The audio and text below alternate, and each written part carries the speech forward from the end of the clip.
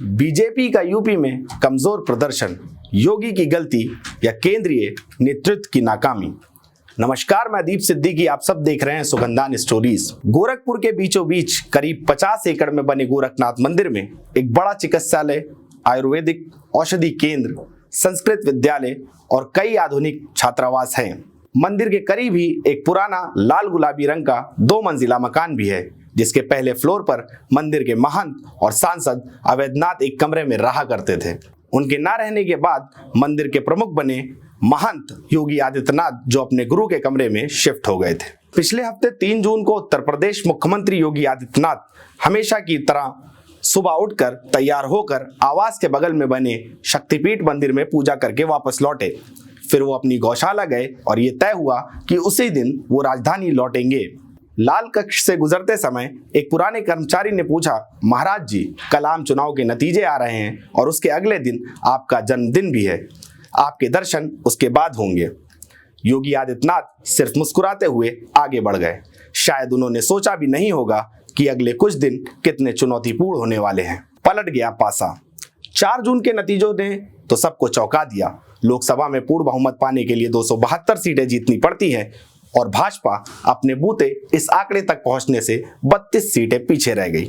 80 लोकसभा सीटों वाले राज्य यूपी से बीजेपी को पिछली बार की तरह 60 से अधिक सीटें जीतने की उम्मीद थी, लेकिन पार्टी पूरी तरीके से बिछड़ गई। समाजवादी पार्टी ने उससे अधिक सीटें जीत ली, जबकि बीजेपी को मात्र 33 सीटों से संतोष करना पड़ा। भाजपा एनडीए गठबंधन को मिली 36 सीटें और कांग्रेस समाजवादी पार्टी वाले विपक्षी इंडिया ब्लॉक की झोली में आई 43 सीटें। भाजपा के लिए करारा झटका था, क्योंकि पिछले चुनाव में एनडीए के पास 64 सीटें थीं। योगी आदित्यनाथ के सर पिछली लोकसभा और पिछली विधानसभा चुनाव में जीत का सेहरा बन चुका था, लेकिन नतीजे ने उन्हें भीतर से झकझोर दिया। सपा प्रमुख अखिलेश यादव ने 37 और कांग्रेस के राहुल गांधी ने अपनी पार्टी के लिए 6 सीटें जितवाकर योगी को पछाड़ दिया। राजनीतिक विश्लेषक और वरिष्ठ पत्रकार वीर सांधवी के मुताबिक मोदी की केंद्र सरकार से ज्यादा भाजपा की राज्य सरकारों ने अल्पसंख्यकों को सीधे तौर पर निशाना बनाया और खास तौर से यूपी में, जहां बुलडोजर एक सरकारी प्रतीक बन गया। नए राम मंदिर वाले प्रदेश में हिंदुत्व की राजनीति को सबसे करारा झटका लगा और जिस सपा पर भाजपा मुस्लिम प्रस्त होने का आरोप लगाती रही, उसी ने बहुसंख्यक हिंदू आबादी वाले प्रदेश में सपा को कहीं ज्यादा वोट मिले। बीजेपी जिन सीटों पर हारी, उनमें अयोध्या, फैजाबाद भी शामिल है। हकीकत यही है कि 2019 के आम चुनाव में यूपी में भाजपा को 49.6% वोट मिले थे, जो 2024 में गिरकर 41.4 पर आ चुका है। दूसरी हकीकत यह भी है, एनडीए सहयोगियों के साथ मिलकर भाजपा नेतृत्व वाली सरकार भी बन चुकी है और नरेंद्र मोदी ने लगातार तीसरी बार प्रधानमंत्री बनकर जवाहरलाल नेहरू के रिकॉर्ड की बराबरी कर ली है। हार की जिम्मेदारी किसकी?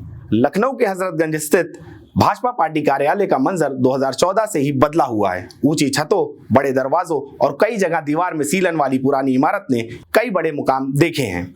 उस दफ्तर ने 1990 से 2004 तक स्थानीय सांसद और बाद में प्रधानमंत्री रहे अटल बिहारी वाजपेयी की केंद्र की सरकार, कल्याण सिंह और राजनाथ सिंह के नेतृत्व वाली प्रदेश सरकारें भी देखी हैं। उस पुराने दफ्तर ने 2004 में भाजपा सरकार की इंडिया शाइनिंग के नारे वाली आम चुनाव में वापसी कराने की नाकाम कोशिश भी देखी थी। 2014 के बाद इस दफ्तर को एक नई शक्ल दी गई, जब अमित शाह प्रदेश में भाजपा कैंपेन के इंचार्ज बने थे।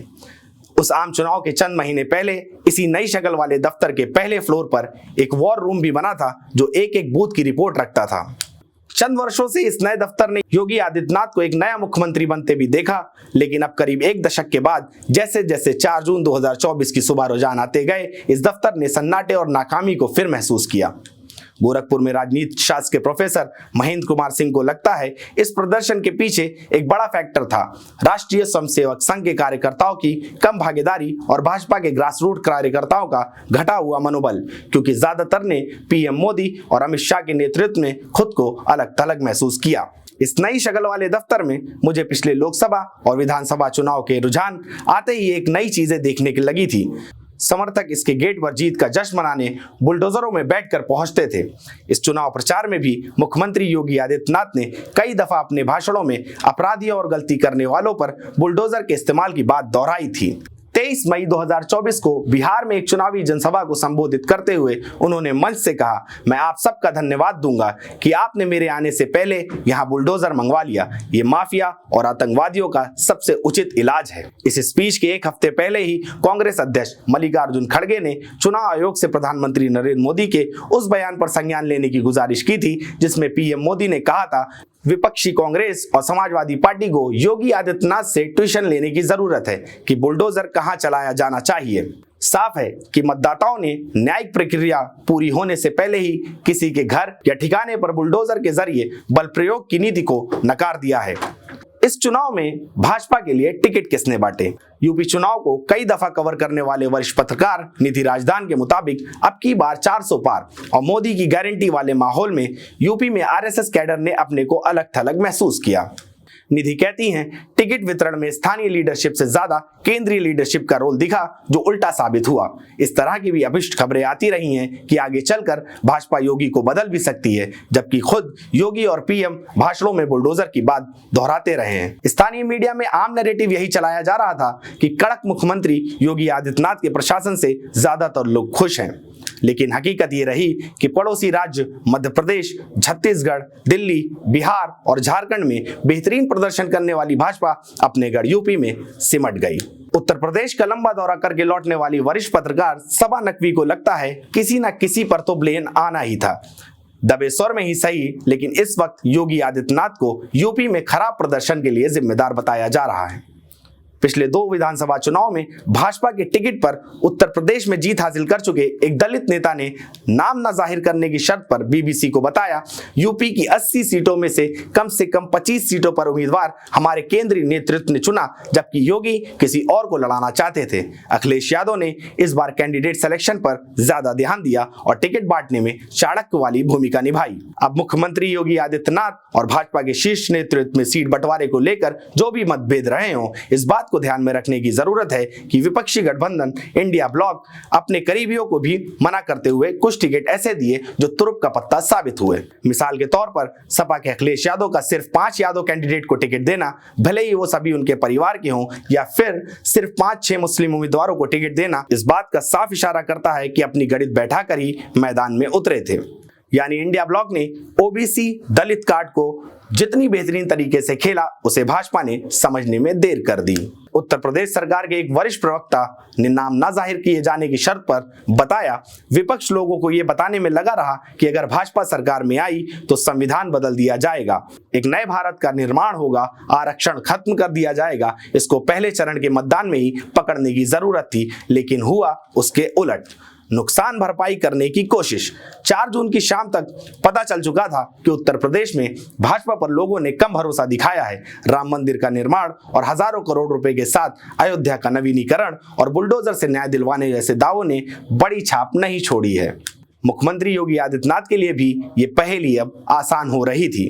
7 जून को उन्होंने प्रयागराज में प्रदेश सिविल सेवा आयोग से बात करके ये पता करना चाहा कि राज्य में कितनी सरकारी नौकरियां रिक्त हैं। 8 जून को योगी आदित्यनाथ ने लखनऊ में अपने कैबिनेट मंत्रिमंडल की बैठक बुलाकर सभी से कहा, अब बस बहुत हो गया, आप लोग वीआईपी कल्चर से दूर रहिए, अपने चुनाव क्षेत्र में जाइए, जनता से दोबारा कनेक्ट बनाइए, ये गाड़ियों पर हूटर वूटर लगाना बंद होना चाहिए। जानकारों के मुताबिक यूपी के युवाओं में इस बात को लेकर रोष है कि निचले स्तर की सरकारी भर्तियां टलती रही हैं और सरकार ने मुफ्त राशन और फ्री गैस जैसी स्कीमों पर ज्यादा ध्यान दिया।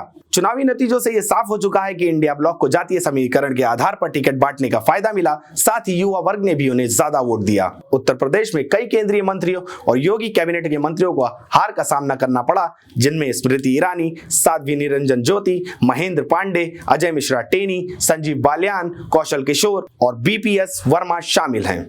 बढ़ी हुई महंगाई, अग्निवीर की भर्तियां, सरकारी परीक्षाओं में पेपर लीक होना और उसके बाद सरकारी नौकरियों की भर्ती में देरी, इन सभी मुद्दों का असर यूपी के युवा वोटरों पर पड़ा है। फिर भी अहम मुद्दा यही बना हुआ है कि इसमें योगी आदित्यनाथ को क्या कांग्रेस सपा ने झटका दिया या फिर किसी और ने। योगी आदित्यनाथ के करीबी तो यही कहते हैं, अगर प्रदेश में भाजपा को दोबारा अपनी साख बनानी है तो उसे योगी ही बना सकते हैं, क्योंकि हिंदुत्व के मसीहा वही हैं। लेकिन योगी आदित्यनाथ की भाजपा के ही कुछ वरिष्ठ नेता इस बात पर ध्यान दिलाते हैं। योगी बहुत जल्दी आगे निकल जाना चाह रहे थे, लेकिन राजनीति में हर चीज अपने समय पर ही और थोड़ा धीरज के साथ ही शक्ल लेती है। मैं था दीप सिद्दीकी, आप सब देख रहे थे सुगंधान स्टोरीज। धन्यवाद।